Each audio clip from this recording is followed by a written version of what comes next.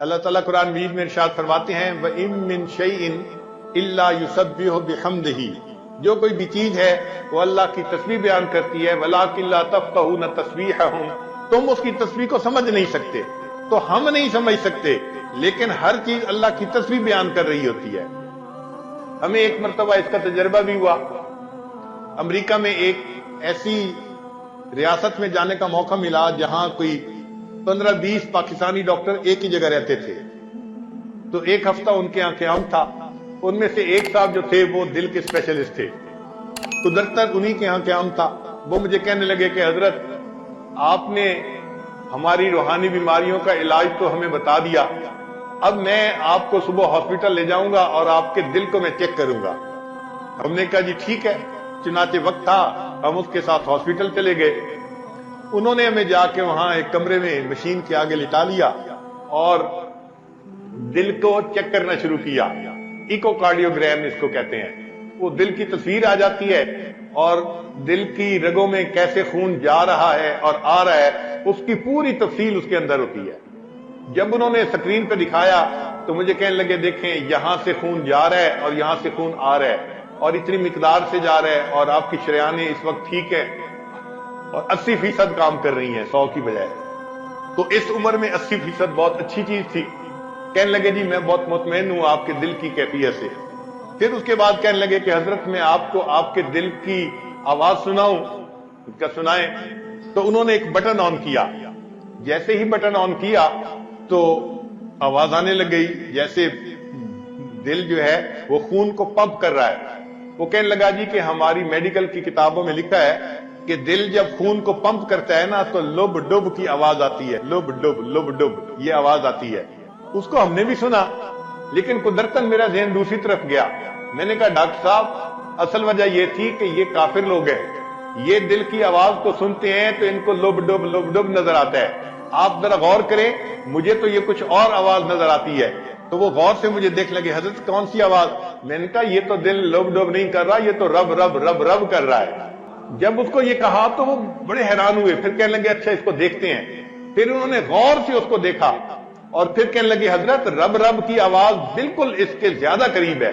انہوں نے فیصلہ کر دیا کہ واقعی انسان کا دل جو خون پمپ کر رہا ہوتا ہے وہ آواز رب رب کی پیدا ہو رہی ہوتی ہے۔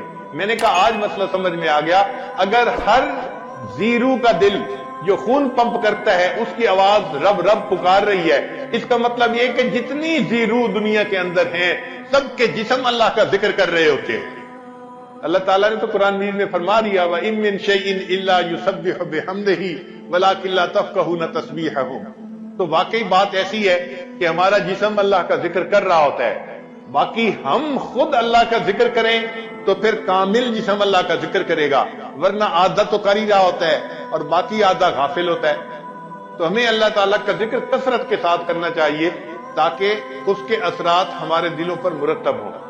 چنانچہ انسان کا یہ جو ذکر ہے یہ انسان کے لیے جان کی مانند ہے، روحانی جان کی مانند ہے۔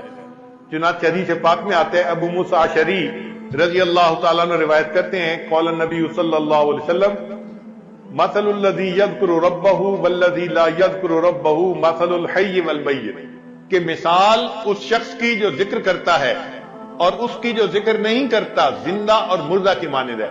یعنی ذکر کرنے والا انسان زندہ ہے اور ذکر نہ کرنے والا شخص وہ مردہ کی مانند ہے۔ تو یہ روحانی زندہ اور روحانی مردہ ہے گویا۔ دیکھیے اللہ کے حبیب صلی اللہ علیہ وسلم نے 1400 سال پہلے بتا دیا کہ ذکر کرنے والا انسان زندہ کی مانند اور ذکر نہ کرنے والا وہ مردہ کی مانند ہے۔ پھر نبی علیہ السلام نے ایک اور بہت پیاری مثال سے بات سمجھائی کہ جس طرح خزاں کے موسم میں درختوں کے پتے جھڑ جاتے ہیں اور خشک ہو جاتے ہیں، اگر اس وقت درمیان میں ایک بالکل سرسبز درخت ہو تو وہ کتنا حسین اور اچھا لگتا ہے۔ نبی علیہ السلام نے فرمایا کہ ذاکر اللہ فی الغافلین کالذی یقاتل عن الفارین، کہ اللہ کا ذکر کرنے والا غافلین میں بیٹھ کر وہ ایسے ہے جیسے کہ فرار ہونے والوں سے قتال کرنے والا شخص ہوتا ہے۔ وذاکر اللہ فی الغافلین کالشجرۃ الخضراء فی وسط الشجر الذی تحاط ورقۃ من الصریب، جیسے خزاں کے موسم میں بے برگبار درختوں کے درمیان سرسبز درخت ہوتا ہے، اس طرح غافل لوگوں کے درمیان بیٹھ کر ذکر کرنے والا انسان اللہ کی نظر میں یوں حسین اور اچھا معلوم ہوتا ہے۔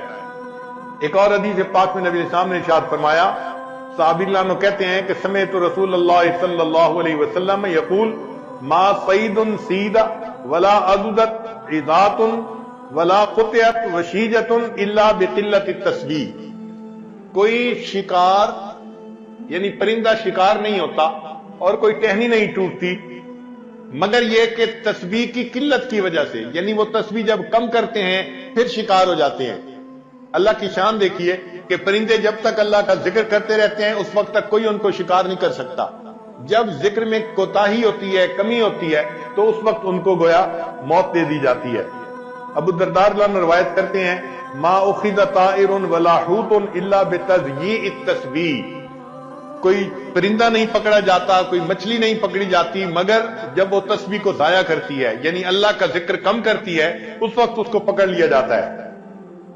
انس رضی اللہ عنہ ایک حدیث پاک روایت کرتے ہیں، آجال البہائم کلھا وخشاش الارض فی التسبیح، کہ جو بہائم ہیں، جانور ہیں، ان کی جو زندگیاں ہیں اس کا تعلق ان کی تسبیح کے ساتھ ہے، اور جو زمین کے کیڑے ہیں، حشرات الارض ہیں، ان کا تعلق بھی زندگی کا ان کی تسبیح کے ساتھ ہے۔ اگر وہ تسبیح کرتے رہتے ہیں تو زندگی لمبی رہتی ہے، جب ذکر میں کمی کرتے ہیں فَإِذَا انْقَضَى تَسْبِيحُهَا قَبَضَ اللَّهُ أَرْوَاحُهَا، جب تسبیح چھوڑ دیتے ہیں اللہ تعالیٰ پھر ان کی روحوں کو قبض کروا دیتے ہیں۔ ایک اور حدیث پاک میں یزید بن مرشد رضی اللہ تعالیٰ عنہ فرماتے ہیں کہ نبی اسلام نے فرمایا، لا يصاد شيء من الطير والحيتان الا بما يذيع من تسبيح الله، کہ جب کوئی پرندہ اللہ تعالیٰ کی تسبیح کو کم کرتا ہے، ضائع کر دیتا ہے، پھر اس پرندے کا شکار کیا جاتا ہے، یا مچھلی ضائع کر دیتی ہے تب مچھلی کو پکڑ لیا جاتا ہے۔ تو اس کا مطلب یہ ہوا کہ جو ذکر کرتا ہے وہ زندہ ہے، اور جو ذکر نہیں کرتا وہ اللہ تعالیٰ کے نزدیک مردہ کی مانند ہے۔ اسی لیے یہ پوری کائنات، اس میں جب تک اللہ رب العزت کا نام رہے گا یہ کائنات اس وقت تک سلامت رہے گی، اور جب یہ اللہ کا نام سے محروم ہو جائے گی اللہ تعالیٰ اس کائنات کو ختم کر دیں گے۔ چنانچہ حدیث پاک میں ہے، قال رسول اللہ صلی اللہ علیہ وسلم، لا تقوم الساعة حتى يقال في الارض اللہ اللہ، کہ اس وقت تک قیامت قائم نہیں ہو سکتی جب تک کہ زمین میں کوئی ایک بندہ بھی اللہ اللہ کہنے والا ہوگا۔ یہاں ایک نقطہ سمجھنے کی ضرورت ہے کہ قیامت سے بڑی مصیبت اور کوئی نہیں، اتنی بڑی مصیبت اس وقت تک نہیں آ سکتی جب تک کہ ایک بندہ بھی اللہ اللہ کہنے والا ہے۔ اور ایک اور حدیث پاک میں ہے کہ اللہ تعالیٰ نے اسرافیل علیہ السلام کو حکم دیا ہے کہ اگر تم دنیا میں کسی بندے کو سنو کہ وہ میرا نام لے رہا ہے تو اس نام کو سننے کے بعد سور کو پھونکنے میں 40 سال کی تاخیر کر دینا۔ تو ایک دفعہ اللہ کا نام لینا قیامت جیسی مصیبت کو اگر 40 سال ٹال دیتا ہے تو جو بندہ روزانہ ہر وقت اللہ کا نام لے گا اللہ اس سے دنیا کی مصیبتوں کو کیوں نہیں ٹالیں گے۔ آج ہم تعویذوں کے پیچھے بھاگتے ہیں اور عاملوں کے پیچھے بھاگتے ہیں، ہمیں اصل میں سمجھ نہیں آتی کہ کرنے کی کیا ضرورت ہے۔ ہم اپنی زندگی شریعت کے مطابق بنائیں اور جو اذکار ہیں ان کو کریں، اللہ تعالیٰ ہمیں پریشانیوں سے بچائیں گے۔